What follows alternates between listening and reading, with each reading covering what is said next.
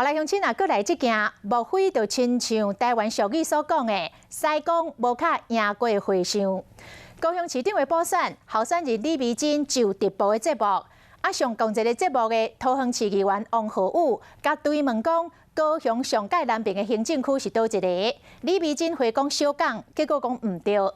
陈其迈接受到访问，访问到同款的题目，伊讲是林恒。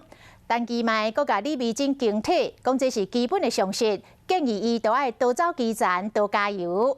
不过陈其迈嘛随风洗面，这个李美珍的竞选总发言人讲，高雄上界南边的行政区，毋是陈其迈所讲的林恒，是基丁的中行李，也就是讲陈其迈嘛是讲唔对。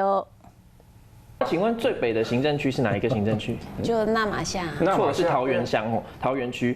最南边的行政区嘞？最南边的行政区是小港，是林园区吼。我觉得国民党候选人李美珍录直播节目回答民进党议员王浩宇的题目是拢讲唔对去。认识我是谁？人他的失业率的状况是大概多少？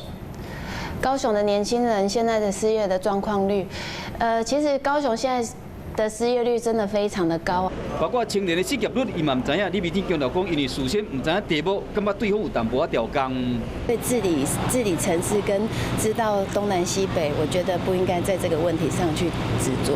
话题继续咧发烧，李美珍的发言人咧批评讲，陈其迈讲这是基本常识，不过感觉你唔知影，高雄市上界南边是基林区的中行李。透早到大洲新丰庙参拜的陈其迈有过做回应。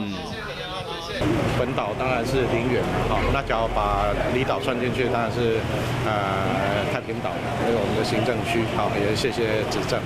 那是民政局长哦，肯定要知道，而如果说可能议员或市长可能不知道那么细节，那我觉得还是要回到那个整个大的问题哦。民众党候选人吴益政针对高雄市薪水较低问题提出见解，认讲除了政治喙烂，也是要将焦点放伫会使增进高雄市民福利的政策面顶。